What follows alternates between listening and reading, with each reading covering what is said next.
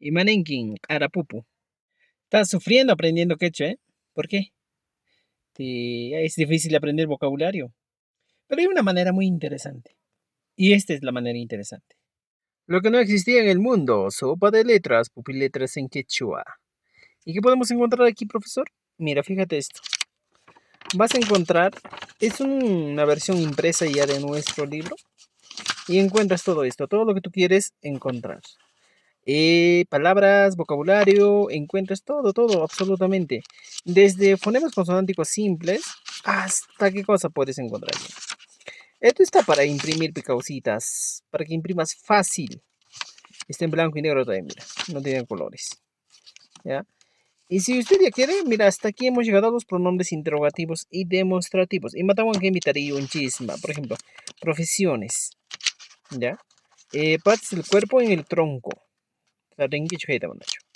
Y luego, por ejemplo, puedes encontrar meses del año. Hasta un poco más de conjunciones, en este caso locuciones adverbiales, pero también tenemos adverbios. Hasta verbos, ya, mira, adverbios de prohibición o duda. Todo esto en versión imprimible. ¿Quieres tener esta versión imprimible? Para imprimir, no dudes en escribirnos. Aquí nosotros te vamos a dar este paquetito para que puedas aprender quechua.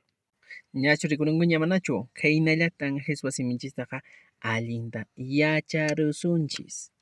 Tuparanchik kama, qharapupus.